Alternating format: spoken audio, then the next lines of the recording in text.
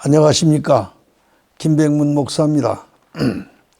요한복음 4장 1절서 3절까지 읽고 하나님 말씀을 전하겠습니다. 요한복음을 차례차례 읽어가면서 천천히 전할 것이니까 함께 은혜 받기를 바랍니다. 예수의 제자를 삼고 세례 주는 것이 요한보다 많다 하는 말을 바리새인들이 들은 줄을 주께서 아신지라. 예수께서 친히 세례를 주신 것이 아니요 제자들이 준 것이라. 유다를 떠나사 다시 갈릴리에 가실세.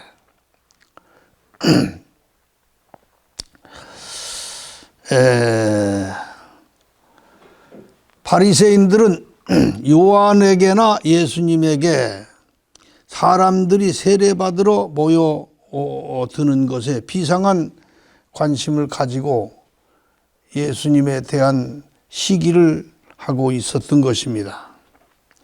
그래서 예수님께서는 바리새인들의 시기를 피해서 유다를 떠나서 갈릴리로 가시고자 한 것입니다. 4절 말씀입니다. 사마리아를 통과하여야 하겠는지라. 유대에서 갈릴리로 가는 길에 사마리아를 거쳐서 갈 때는 지름길이 되고 사마리아를 피하여 갈 때는 먼 길이 됩니다. 그러나 예수님께서는 지름길을 택해서 사마리아를 통과해서 갈릴리로 가시려고 했다. 그런 얘기죠. 사마리아에 있는 수가라 하는 동네에 이르시니 야곱이 그 아들 요셉에게 준 땅이 가깝고 사마리아에 있는 수가라 하는 동네까지 걸어오신 것입니다. 그곳은 야곱이 그 아들 요셉에게 준 땅이 가까운 곳이었다고 합니다. 여기 수가성 우물가라고 하는 그 우물이 있는데요. 요즘에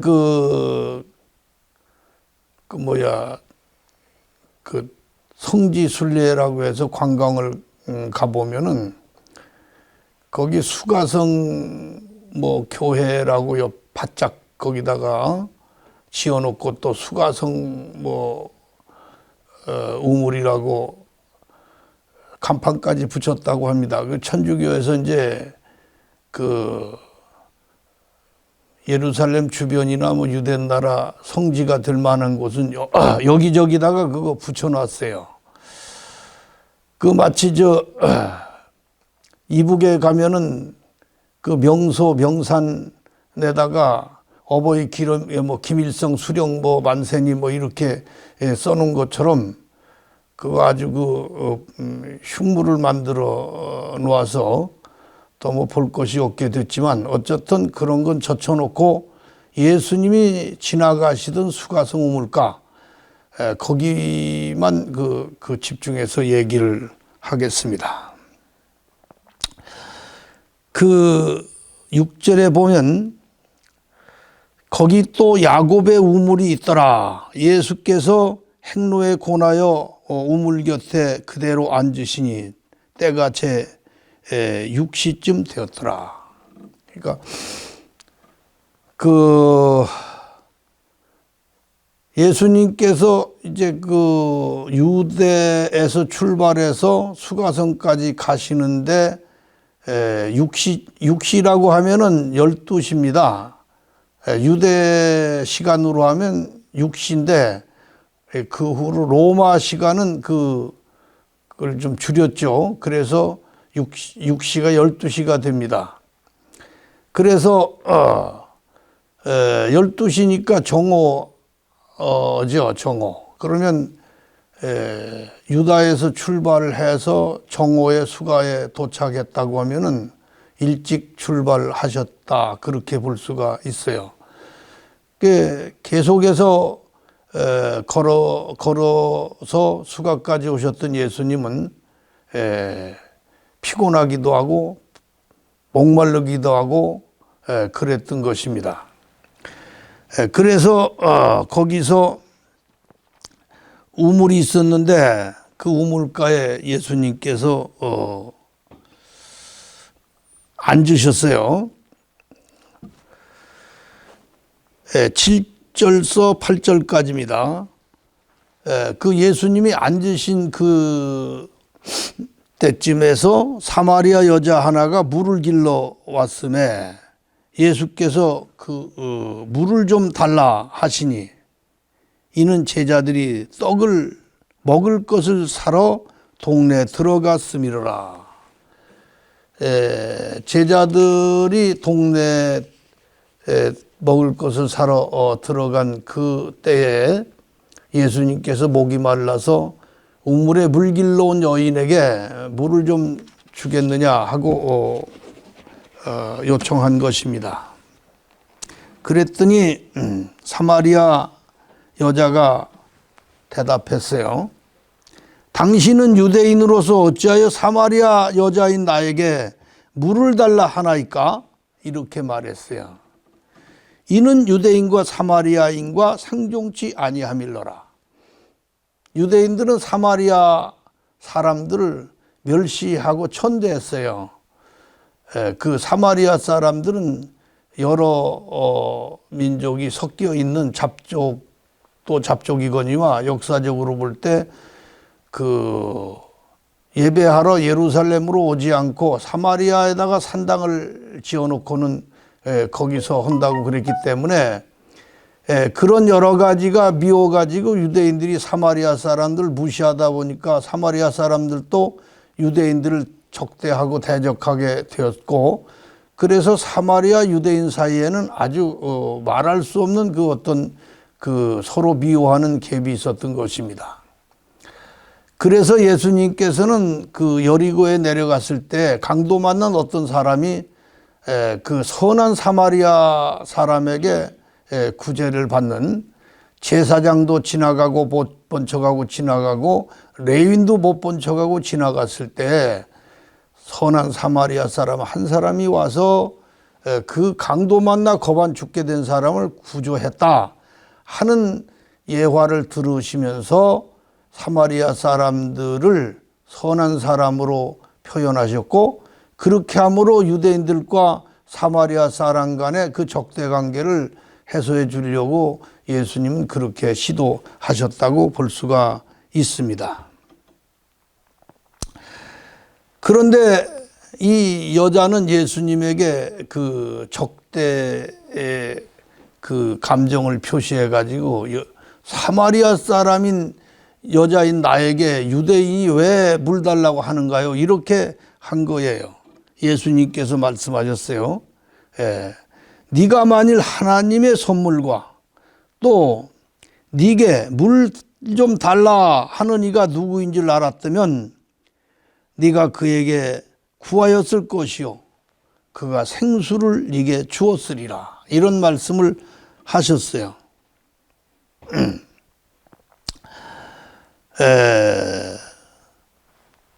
그랬더니 그 생수를 네게 주었으리라. 그러면 당신이 내게 생수를 줄 수 있다면, 여기 뭐 물기를 그릇도 없는데 그래 만일 생수를 줄 수 있다고 해봅시다. 그러면 당신이 우리 조상 야곱보다도 더, 이 물은 그 야곱이 우리에게 물려준 물인데 야곱보다도 더 월등하게 훌륭하다는 얘기입니까? 이렇게 이 여자가 얘기했어요. 그러니까 그 유대인이든 사마리아인이든 당시 그 아브라함이나 그 아들 이삭이나 또 야곱이나 이런 그 조상들에 대한 존경 사상이 엄청 높았던 것을 알 수 있습니다. 그래서 이 세 사람을 요즘에는 성조라고 합니다. 성조. 삼인의 그 성인이다 하는 뜻으로 성조라고 그렇게 얘기하는데, 아브라함과 이삭과 야곱을 갖다가 그러니까 어디서 생수를 얻겠다고 그런 허튼 소리를 하십니까? 그런 뜻이에요. 우리 조상 야곱이 이 우물을 우리에게 주었는데 당신이 야곱보다 더 큰 분이라 그런 뜻입니까? 이렇게 비웃으며 얘기한 거예요. 그랬더니 예수님께서 대답하셨어요. 이 물을 먹는 자마다 다시 목마르거니와 내가 주는 물을 먹는 자는 영원히 목마르지 아니하리니 나의 주는 물은 그 속에서 영생하도록 솟아나는 샘물이 되리라. 이 엄청난 얘기죠. 예수님이 이 말씀하실 때 뭐 시뜩벌떡 얘기하셨겠습니까? 이 엄청난 얘기를 진지하고 심오하게 예수님께서 그 여인에게, 사마리아 여인에게 얘기한 것입니다. 이 물을 먹는 자마다 다시 목마르니와 내가 주는 물을 먹는 자는 영원히 목마르지 아니하리니 나의 주는 물은 그 속에서 영생하도록 솟아나는 샘물이 되리라. 이 말을 들은 여자의 반응이, 이런 물을 내게 주사 목마르지 않고 또 여기 물길러 오지도 않게 하소서. 정말로 그런 물을 당신이 영생하도록 솟아난 그런 물을 내게 줄 수 있단 말입니까? 영원히 목마르지 않는 그런 물을? 그러면 내게 좀 주십시오. 그 물을 먹고 다시는 이런 데 물길러 귀찮게 오지 않도록 해주세요. 이렇게 말한 것입니다. 그랬더니 예수님께서 이 여인에게 말하기를, 가서 네 남편을 불러와라. 이게 이 여인의 말과 예수님의 말은 동문서답같이 들립니다. 왜냐하면 이 여인이 영원히 목마르지 않는 샘물을 달라고 한 것과 이 여인의 남편과 무슨 상관이 있습니까? 그러나 모든 그 사건에는 그 배후의 전말이 있습니다. 다시 말하면 이 여인이 그 영원히 목마르지 않은 샘물을 갈급히 구했고 그것을 얻을 자격자가 무엇인가를 예수님이 알게 하신 것입니다. 이 여인의 가장 아픈 곳이 어딘가를 예수님이 아시고 그걸 찔러댄 것입니다.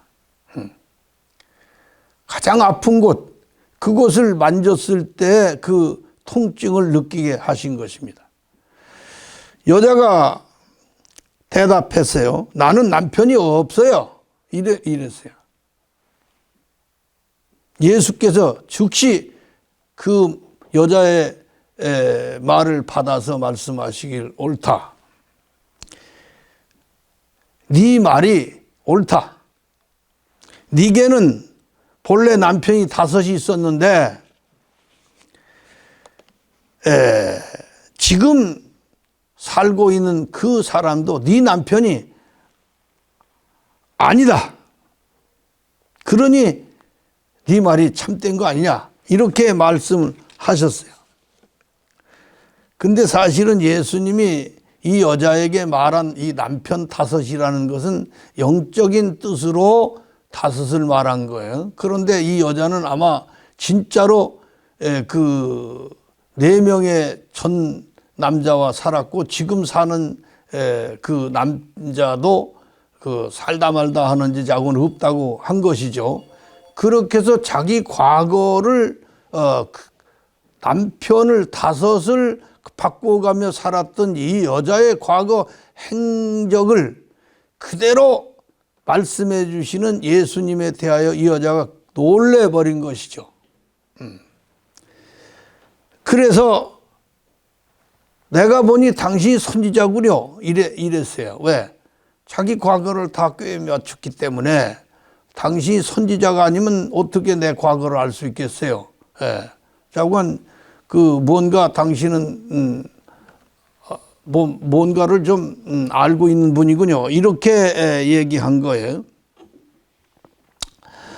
우리 조상들은 이 산에서 예배했는데 당신들의 말은 예배할 곳이 예루살렘에 있다 하더이다. 우리가 꼭 예루살렘에만 가서 예배하면 예배가 되는 겁니까? 이렇게 이제 여인은 여인대로 선지자인 것 같은 이 예수님에게 이렇게 또 다른 말로 찔러댔습니다. 예수님께서 대답하셨어요. 여자야, 내 말을 들으라. 이 산에서도 말고 예루살렘에서도 말고 너희가 아버지께 예배할 때가 이르리라.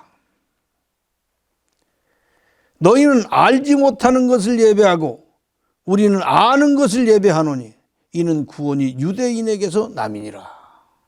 유대인에게서 구원이 난다 하신 이 말씀은 메시아가 유대인에게서 나는 건 틀림없지만 그러나 예배라는 것이 곧 예루살렘에서 보거나 또는 사마리아인 이곳에서 보거나 그런 것의 예배가 중요한 것이 아니라 어디서 메시아가 나느냐 그것이 문제라 해서 메시아 그 구원이 유대인에게 난다고 하신 말씀은 그런 내용입니다.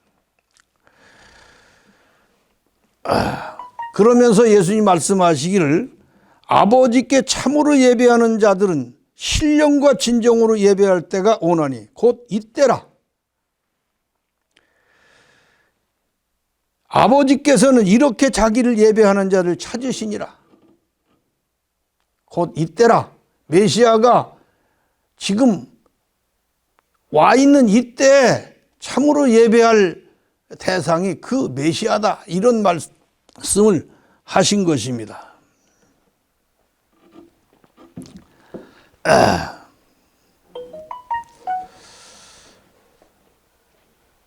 하나님은 영이시니 예배하는 자가 신령과 진정으로 예배할지니라.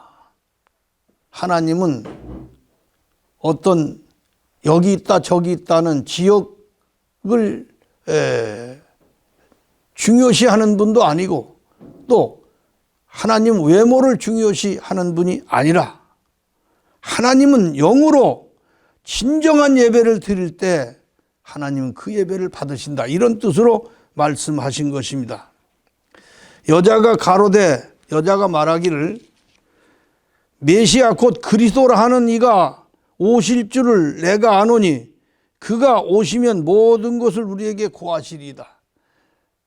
메시아 그리스도라는 그분이 오신다면 당신이 한 말보다 더 구체적이고 더 그 진리되는 말씀을 우리에게 알게 하시겠죠. 근데 어떻게 당신이 그 비슷한 얘기를 합니까? 이런 식으로 계속 비꼬는 내용을 얘기한 겁니다. 그랬더니 예수께서 말씀하셨어요. 네게 말하는 사람이 바로 그분이다.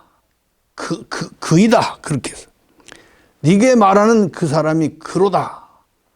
너하고 말하고 있는 내가 바로 메시아다. 아마 예수님께서 직접적으로 자기가 메시아이다. 그리스도다. 이렇게 직언을 한 것은 아마 성경 차원에서 아마 처음 아닌가 이렇게 보여지는 말씀을 하신 것입니다. 이때 마침 제자들이 돌아왔어요. 그 사마리아 여자하고 말하는 것을 이상히 여겼어요. 이 여자는 자기가 말한 그분이 메시아라는 소리를 직접 귀로 들었고 그분이 그리스도란 말을 직접 들은 것입니다. 이 여자의 반응이 어땠을까요, 여러분? 여기서부터 다음 시간으로 이어가겠습니다.